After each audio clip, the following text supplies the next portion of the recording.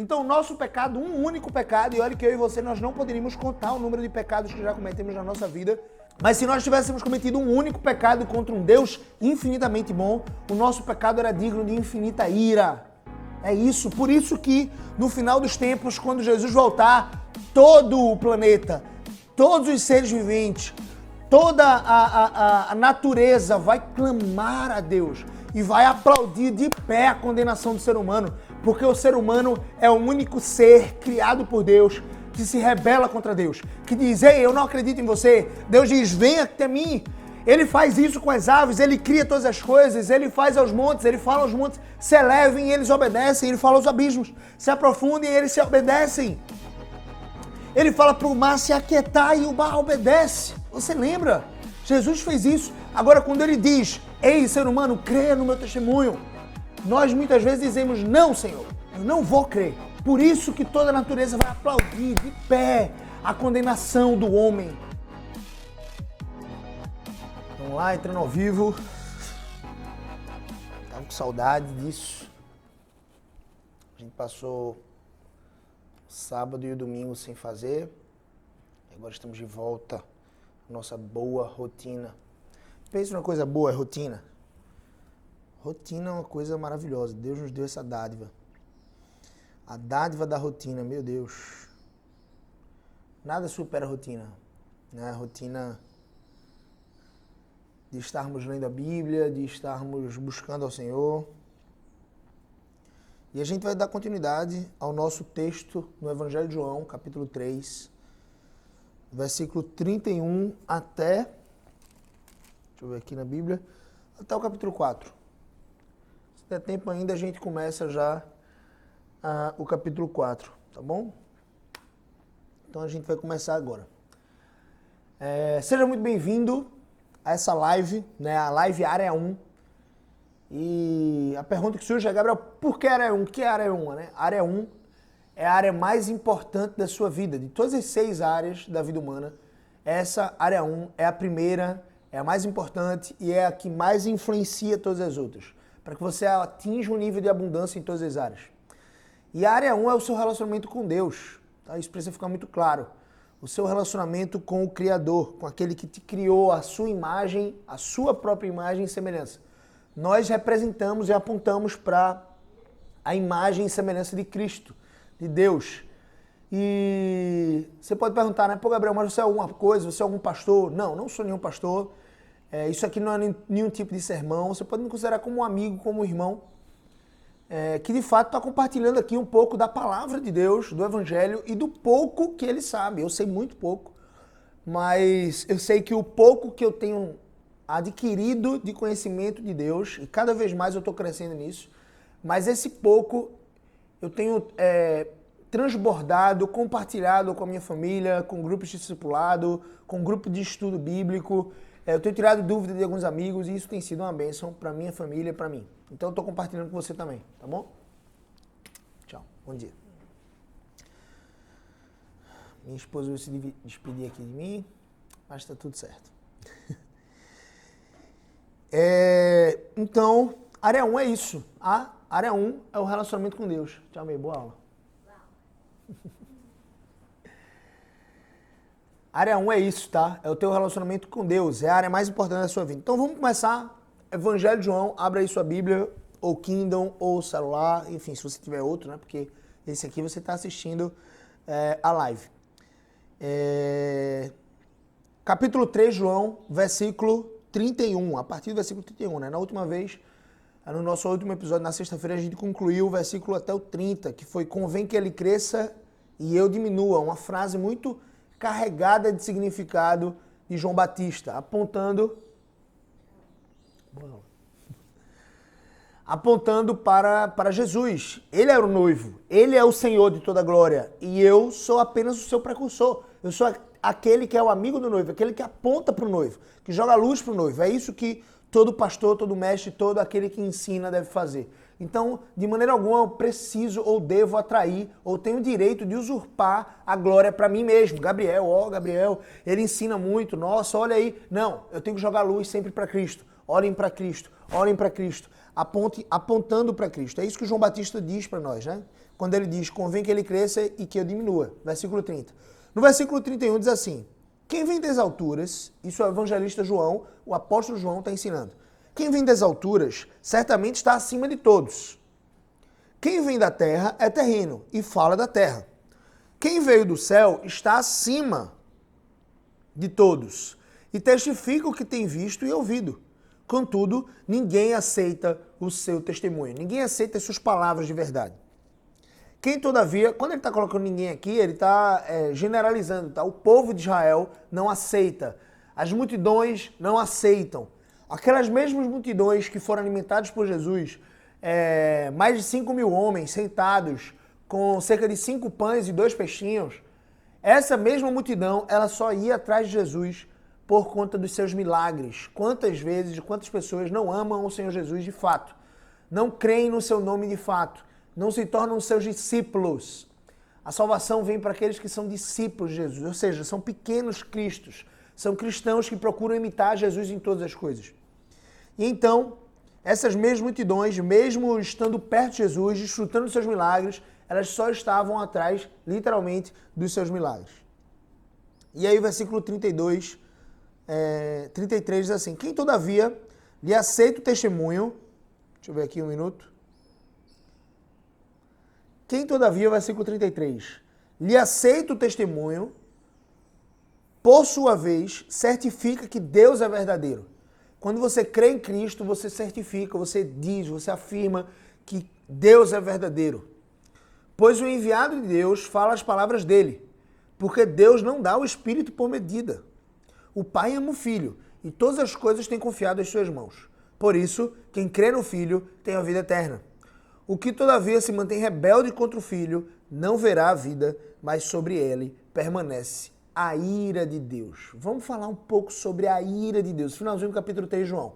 Como você sabe, o Evangelho de João ele foi posto, ele foi escrito com um objetivo bem específico de revelar a deidade de Cristo, ou seja, apontar, o tempo todo João está fazendo isso, tá? Ele está apontando para a soberania e divindade de Cristo. Essa deidade significa divindade, ou seja, Jesus ele não é um homem comum, ele não é um profeta ou mais um dos profetas, ele não é Moisés, Elias, ele veio no papel de Deus, mesmo encarnado, ou seja, como homem, ele também era Deus.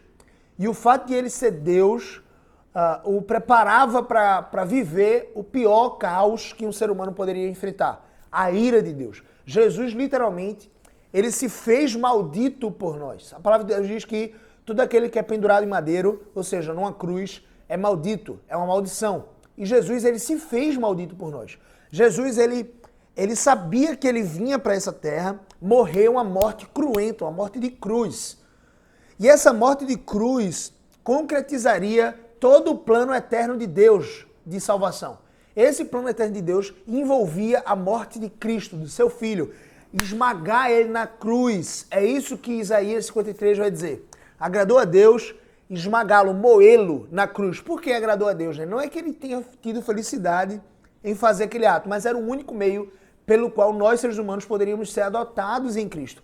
Poderíamos ser filhos, poderíamos ser salvos, poderíamos ser perdoados naquela cena jurídica, que eu pintei para vocês no último episódio. Tá lá no YouTube, inclusive, tá?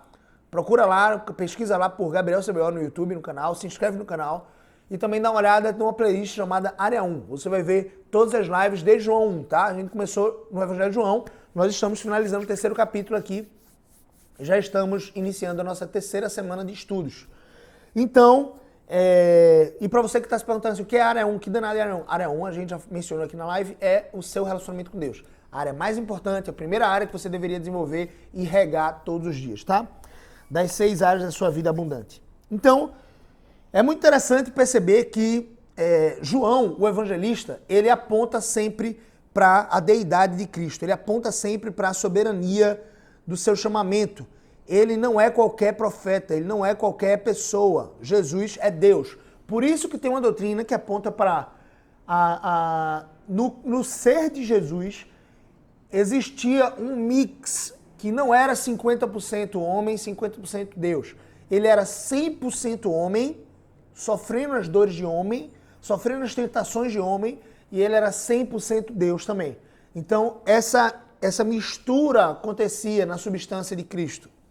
E aí diz aqui no versículo 31, quem vem das alturas certamente está acima de todos. Ele está dizendo assim, ó, se liga aqui em mim. Ele veio do céu. Ele está acima de todas as outras pessoas, todos os outros profetas. Não importa Moisés, não importa Abraão, não importa Isaac, não importa Jacó diante da sua glória, diante do seu poder, diante da sua divindade. Todos esses outros foram instrumentos nas mãos dele para operar a salvação, para apontar diante do povo para uma salvação que viria. Abraão foi escolhido da terra dos caldeus. A gente um dia, eu espero, vai estudar Gênesis juntos. A gente vai encontrar muita verdade, muito Cristo na história de Abraão, tá? E Abraão, ele foi chamado, separado. Ele saiu da terra da sua parentela e foi, literalmente, para a terra prometida, para a terra que Deus iria mostrar para ele e para sua família. E da descendência de Abraão veio Jesus, né? Da descendência da tribo de Judá. Por isso que ele é o leão da tribo de Judá. A raiz de Davi, ou seja, ele tem uma descendência, uma linhagem real do rei Davi. E aí, ele diz, olha, mas ele vem das alturas, então ele é maior que todos. Quem vem da terra é terreno e fala da terra. Quem veio do céu está acima de todos e testifica o que tem visto e ouvido. Contudo, ninguém aceita seu testemunho. Ou seja, ele vem do céu, ele está apresentando para nós aqui todos os dias, ensinando no templo, ensinando as multidões, indo para o deserto, curando. Ele está falando aquilo que ele tem ouvido e visto nos céus. Ele é maior que todos. Mas ninguém, ou seja, uma generalização, né? Os judeus, de maneira geral, não aceitam o seu testemunho. Aí João entra com um arremate. Versículo 33. Quem, todavia, ele aceita o testemunho, ou seja, quem, porém, a maioria das pessoas não aceita o seu testemunho. Consideram que Jesus é qualquer um.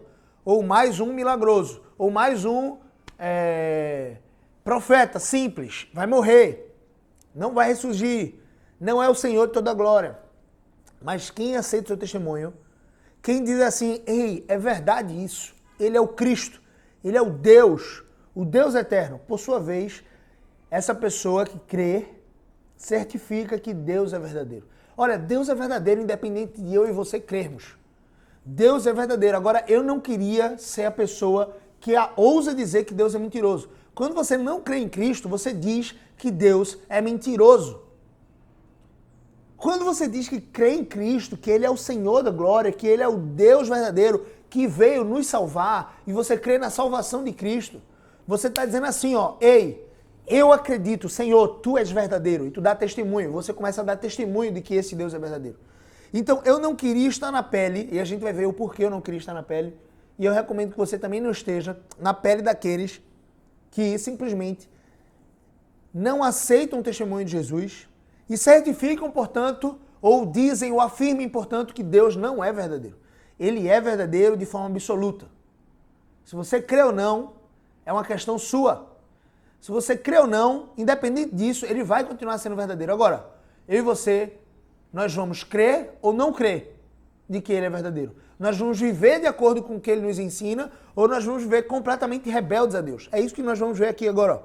Pois o enviado de Deus fala as palavras de Deus. Por isso que ele é verdadeiro. Porque Deus não dá o Espírito por medida. E aqui, essa expressão, ela pode ter duas interpretações mais óbvias, tá? Eu vou mencionar aqui a mais comum. A interpretação aqui, mais comum, é que Deus, na sua infinita bondade, sabedoria e amor, ele não dá o Espírito Santo, o Espírito aqui com letra maiúscula de né? Se você não está acompanhando na Bíblia aí, ele não dá o Espírito Santo por medida, ou ele não dá a ponto de ser um recurso escasso. É como se assim, se eu e você, nós vamos dividir um pouco de farinha com a família do lado, digamos que a gente só tem farinha para comer, ou então só arroz, ou então só feijão, o que for.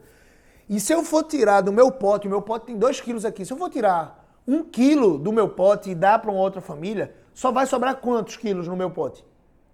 É natural que sobre apenas 1 quilo. Se eu tinha 2 e dei 1, sobrou apenas 1 quilo. Eu fui lá, preparei 500 gramas, eu tirei 500 gramas para preparar para minha família, sobrou quanto no pote? 500 gramas. Daqui a pouco essa família pede novamente.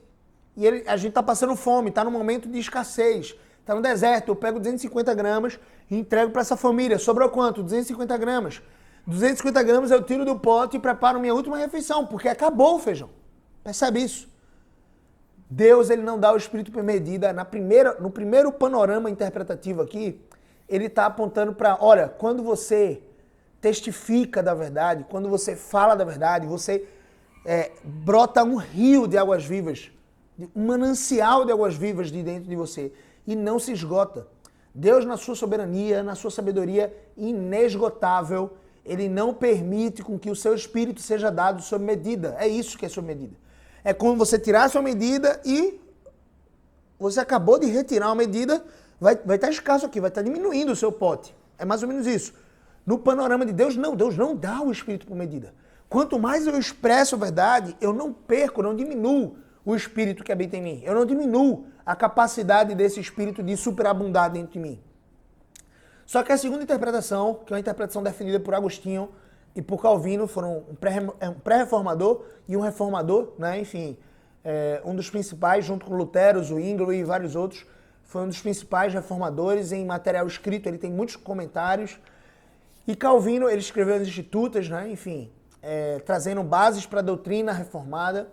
E aí Calvino afirma que ele fica com Agostinho nessa interpretação. Ele diz que esse texto aqui provavelmente está apontando para a pessoa de Jesus. Ou seja, ele não está dizendo que todos os outros cristãos, eles simplesmente recebem o Espírito por medida. Apesar de fazer muito sentido isso, nós não recebermos o Espírito por medida. Mas aqui parece que o texto, segundo Agostinho e Calvino, eles apontam especificamente para Jesus. João está dizendo assim, ó, porque Deus não dá o Espírito por medida. Mas logo antes ele falou, pois o enviado de Deus fala a palavra dele, vírgula. Porque Deus não dá o Espírito por medida. Ao que tudo indica, ele está apontando para Cristo. Ele não dá o Espírito por medida para o seu enviado. Ele não dá o Espírito por medida para Cristo. E logo depois, o que me leva a crer também e me inclinar um pouco mais para essa interpretação, é que logo depois, no versículo 35, diz assim, ó, o Pai ama o Filho e todas as coisas têm confiado em suas mãos. Ou seja, o Espírito Santo foi confiado ao Filho. Você lembra lá do batismo de Jesus nas águas do Jordão, em que ele sai das águas, ele foi batizado por João, se por aspersão ou imersão nós não sabemos, ao que tudo indica foi por imersão, mas isso não é tão relevante na história. Ele sai das águas, todos os seus discípulos, todos os discípulos de João, fariseus, todos estavam ali ao redor do Rio Jordão, tinha uma multidão de pessoas, e os céus se abrem, e uma voz brada como trovão, todos ouvem essa voz, e dá testemunho de quem é Jesus. Este é o meu filho amado, em quem tenho prazer. Este é o meu filho amado. Deus está falando, ei, ele é o meu filho. Ei, eu testifico dele. Eu testifico de quem ele é. É muito interessante isso. E aí desce o Espírito Santo em forma corpórea de pomba e pousa sobre Jesus, confirmando a João aquilo que ele tinha ouvido. Deus tinha apontado para João Batista dizendo assim, ó, aquele que você vir, a pomba descendo sobre, literalmente, o meu espírito descendo sobre, esse é o Messias prometido. Aí João aponta para ele e diz, opa, esse é o Cordeiro de Deus que tira o pecado do mundo. Ele é o Messias. Eu não sou o Messias. As pessoas até confundiam, né, João, pela sua importância, pela sua maneira de viver, pelo seu poder nas palavras. As pessoas pensavam que ele era o Messias, mas ele diz, com todas as palavras, ele é o Messias. Eu não sou o Messias. Eu não sou digno de desatar as sandálias dos pés dele. Então o Pai ama o Filho e todas as coisas têm confiado em suas mãos. Ou seja, tudo que o Deus soberano fez e faz é por conta do Filho. Todas as coisas que ele criou, todas as coisas que ele fez, é por conta do Filho. Por isso que o testemunho dele é verdadeiro. No versículo 36 ele vai dizer assim, por isso, quem crê no Filho tem a vida eterna. É essa a promessa de salvação que nós temos. A vida eterna. Olha, eu e você, assim como um atleta se esforça todos os dias, luta, treina, vomita, entra em alta performance, cuida da sua dieta, cuida do seu sono e treina mais um pouco, assim como um atleta faz, mirando uma medalha, uma conquista terrena, nós precisamos fazer muito mais do que esse atleta. Nós precisamos nos esforçar porque a nossa conquista não é uma medalha de ouro. Nossa conquista não são aplausos de um ginásio. Nossa conquista não são patrocinadores. Nossa conquista é a vida eterna com Cristo. E o peso de ouro que isso tem deve chocar o meu e o seu coração para que nós nos afastemos do pecado e busquemos a esse Cristo como nosso Senhor e Salvador. E busquemos entender quem Ele é. o que Ele quer de nós, qual é o estilo de vida que Ele quer que nós vivamos.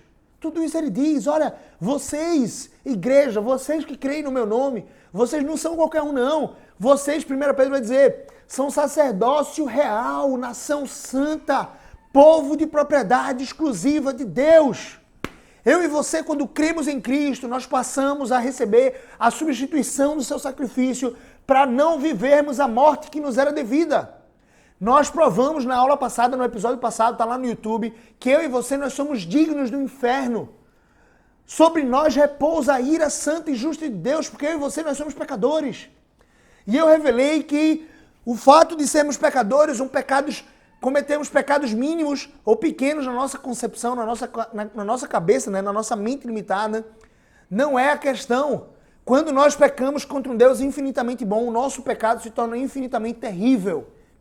Então o nosso pecado, um único pecado, e olha que eu e você, nós não poderíamos contar o número de pecados que já cometemos na nossa vida, mas se nós tivéssemos cometido um único pecado contra um Deus infinitamente bom, o nosso pecado era digno de infinita ira. É isso, por isso que no final dos tempos, quando Jesus voltar, todo o planeta, todos os seres viventes, toda a natureza vai clamar a Deus e vai aplaudir de pé a condenação do ser humano, porque o ser humano é o único ser criado por Deus que se rebela contra Deus, que diz, ei, eu não acredito em você. Deus diz, venha até mim. Ele faz isso com as aves, ele cria todas as coisas, ele faz aos montes, ele fala aos montes, se elevem e eles obedecem, ele fala aos abismos, se aprofundem e eles se obedecem. Ele fala para o mar se aquietar e o mar obedece. Você lembra? Jesus fez isso. Agora, quando ele diz, ei, ser humano, creia no meu testemunho, nós muitas vezes dizemos, não, Senhor, eu não vou crer. Por isso que toda a natureza vai aplaudir de pé a condenação do homem, a condenação do ser humano, porque sobre nós repousa a ira de Deus. Só que, para aqueles que creem em Cristo, a ira de Deus não vai cair sobre nós, vai cair sobre, ou caiu há 2020 anos atrás sobre Cristo, seu Filho. Um pouco menos, né, que isso. 1907 anos, 1997 anos, eu acho que é isso. Não, meu Deus, 1987, 33 anos, né? Então, há 1987 anos, literalmente, Jesus, ele se fez maldito, ele sofreu a ira eterna de Deus naquela cruz. A separação do Pai no único momento da eternidade. E ali, quando ele sofreu essa ira santa, ele sofreu para substituir a minha vida e a sua vida. Para que nós não vivêssemos a morte que nos era devida, a morte eterna, o inferno, a condenação eterna. Nós vivêssemos, pelo contrário, a vida eterna com Cristo. Olha, se você tem alguém, eu quero te chamar aqui para um ministério missionário, tá? Todo coração sem Deus é um campo aberto missionário. Para você ser missionário, você não precisa ir lá para a Índia, para a Coreia do Norte. Sim, se você quiser ir, ok, vá. Prega o evangelho nas nações, prega o evangelho em todos os lugares, mas você não precisa ir para ser um missionário. Você é um missionário onde você está, no seu trabalho. Deus te chamou no seu trabalho e talvez aquelas pessoas não tenham acesso à palavra de Deus em qualquer outro lugar e você está calado. Ao invés de dar testemunho da verdade, ao invés de apontar para Jesus, ao invés de conspirar em alguma situação, algum assunto para falar de Jesus para as pessoas do seu trabalho, para que elas se convertam. Convide-as para a sua igreja, convide-as para os pequenos grupos, convide-as, orem por elas. No seu trabalho, na faculdade, na academia, no esporte, no seu lazer, no clube, seja onde for. Nós precisamos pregar o evangelho, porque o coração sem Deus é um campo missionário e eu e você precisamos fazer isso. Sabe por quê? Você tem alguém aqui na sua família, vocês que estão assistindo, que não crê em Cristo, deixa eu te dizer, se essa pessoa morresse hoje, ela ia para o inferno. E daqui a 5 anos, o seu luto já teria cessado e ela continuaria no inferno. Daqui a 15 anos, você talvez sentiria saudade, uma dor estranha, saudosa, nostálgica, mas você viveria a sua vida, você seguiria a sua vida, inclusive é razoável que você siga. Só que passaram 15 anos e essa pessoa continua no inferno, sofrendo amargamente. Daqui a 25 anos, essa pessoa continua no inferno. Daqui a provavelmente 70, 80 anos, eu e você nós vamos estar mortos. Mas aquela pessoa vai ainda estar no inferno. O verme não se consome. A ira de Deus vai estar pousada sobre aqueles que não creram em Cristo.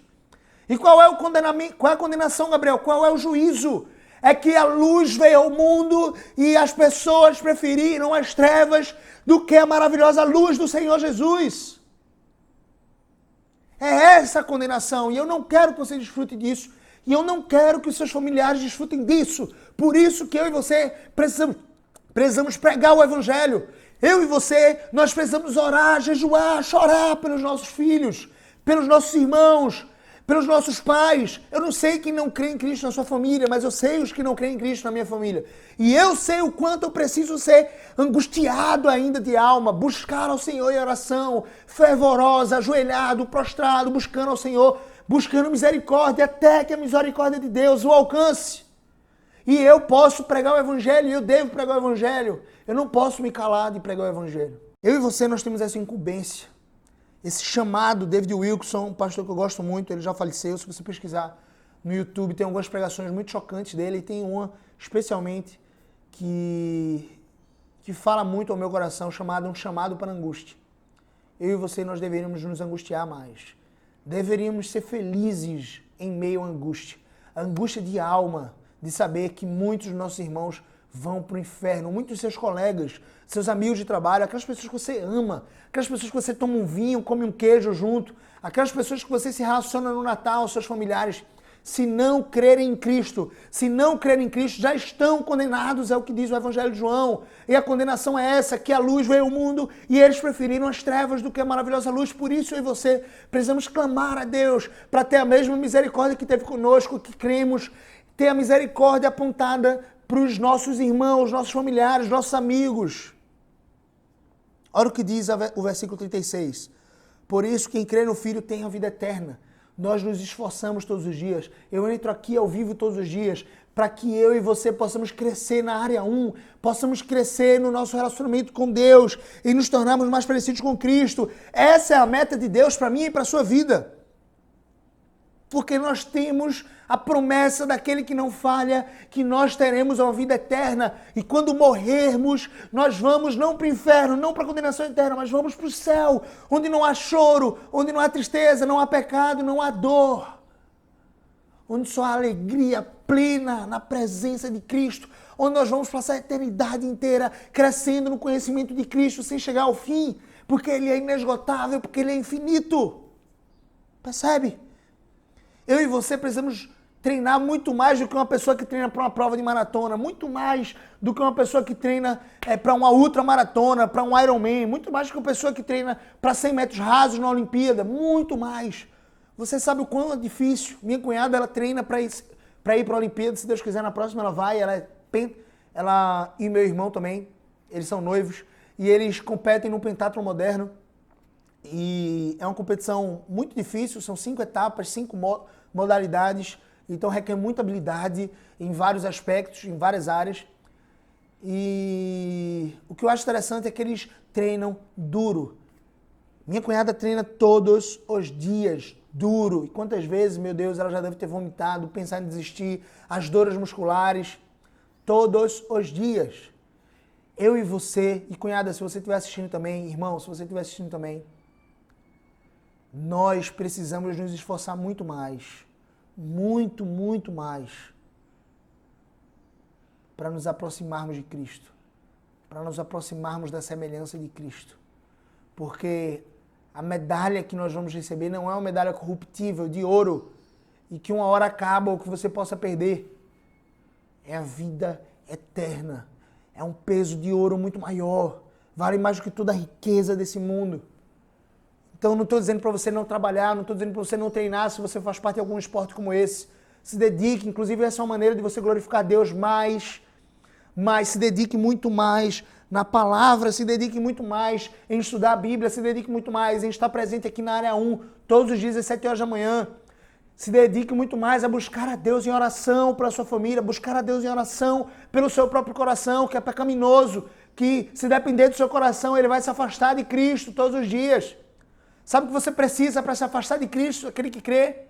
Você só precisa ficar parado, só experimenta, não lê mais a Bíblia. Você vai se afastar de Cristo terrivelmente. Você vai para bem longe dele. Mas aquele que crê em Cristo, que se alimenta todos os dias, que se esforça como um atleta, mais que isso, esse perseverará até o fim em crer em Deus, não negará o Filho, testemunhará de que Deus é verdadeiro e vai colher vida eterna. Por isso que eu e você precisamos regar isso todos os dias. Versículo 36 finalmente diz, finalzinho, o que todavia se mantém rebelde contra o Filho, contra Jesus, não verá a vida, não terá vida eterna, mas sobre ele permanece a ira de Deus. Olha que conceito, né? Todavia, aquele que se mantém rebelde, não é uma pessoa que vai se tornar rebelde. Nós todos, segundo Romanos, segundo a Bíblia, nós todos estamos debaixo de condenação porque nós todos, naturalmente, somos inimigos de Deus, inimigos da cruz de Cristo. Naturalmente, nós nos afastamos dele. Naturalmente, só é ficar parado. Nós vamos cometer pecados atrozes. Eu e você, só eu e você e Deus conhecemos os nossos pecados mais terríveis. Só é ficarmos parados, só é não vigiarmos, só é não orarmos, só é não lermos a Bíblia que nós vamos nos distanciar de Deus, porque nossa natureza é rebelde, é corrompida. E essa natureza rebelde, ela permanece rebelde se nós não crermos. Se você não crê no Filho, você se mantém rebelde. Você já é rebelde. Você só se mantém rebelde. E aquele que se mantém rebelde contra o Filho não verá vida, não vai ter vida eterna. Mas sobre essa pessoa permanece a ira de Deus. Ou seja, a ira de Deus, se você não crê, ou sobre aquelas pessoas que não creem, já está posta sobre minha vida, sobre a vida desses. Aqueles que não creem. A única coisa capaz de tirar, de aplacar a ira santa e justa de Deus. E sim, Deus é um Deus amoroso. Sim, Deus é um Deus justo. Sim, Deus é um Deus de justiça. Sim, Deus é um Deus irado. Todas essas características fazem parte da substância de Deus. Não adianta você pregar o contrário. Não adianta você dizer, porque você não vai estar dando testemunho da verdade. Sim, Deus é um Deus irado. Mas ao mesmo tempo é um Deus que sorri graciosamente para aqueles que se arrependem, que pedem perdão. É aquele que faz festa no céu quando o pecador se arrepende e reconhece o seu pecado. Ei, eu e você, nós queremos que aquelas pessoas que nos ofendem se arrependam. Nós queremos ver arrependimento. Deus também quer ver arrependimento. E aqueles que não se arrependem já estão condenados. Sobre eles permanece a ira santa e justa de Deus. E por que a ira santa, Gabriel? Porque ele é santo, porque ele é justo, porque ele é infinitamente bom, porque ele mandou o seu filho. E se você não crer, sim, você vai perecer no inferno de fogo. Não adianta fugir disso. Aqueles pregadores que não mencionam o inferno, aqueles pregadores que não mencionam o pecado, estão fazendo um desserviço para a igreja de Cristo, um desserviço para aqueles que não creem. Porque eles acham que eles vão permanecer como estão e vão receber uma medalha de ouro. Não! Para receber uma medalha de ouro, nós precisamos crer e permanecer e perseverar e nos esforçar. Por isso que Pedro diz, é com esforço que eu e você nós adquirimos a vida eterna. Imagina aqueles que não se esforçam. Por isso que eu trago essa analogia do atleta. Eu e você, nós somos um atleta, atletas de Cristo, que precisamos todos os dias nos esforçar por ler a palavra, por orar, por meditar, por jejuar, por buscar a Deus, por nos estreitarmos esse relacionamento na área 1, a área mais importante da sua vida, o seu relacionamento com Cristo, que garante a sua vida abundante nessa terra e a vida eterna nos céus. Eu ardo por isso, meus irmãos. Eu ardo por isso. Vamos orar. Senhor nosso Deus, eu te agradeço, porque o Senhor pôs esse ardor no meu coração. Eu te peço para que o Senhor abençoe cada pessoa que assistiu esse vídeo.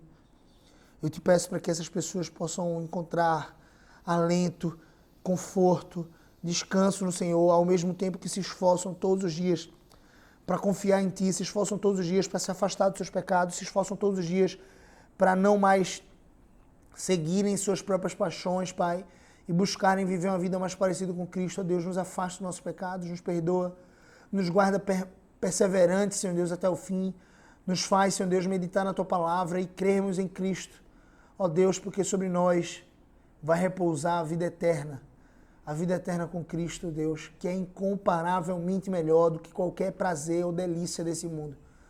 Deus, quantas pessoas vão se perder agora nessa época de carnaval, quantas pessoas, até cristãs, Senhor Deus, estão se perdendo com músicas frívolas, músicas que não te agradam, que falam de sensualidade, que afloram o pecado e a perversidade do homem. Ó Deus, tem misericórdia para que esses que veem esses vídeos, Pai, que estão assistindo aqui essas lives, Pai, do Área 1, possam se converter ao Senhor, possam crer em Cristo, possam buscar a Tua presença, possam reconhecer os grandes sinais da Tua palavra, possam ler a Tua palavra e buscar entendimento dela, Senhor Deus. Em nome de Jesus, nos dá sabedoria.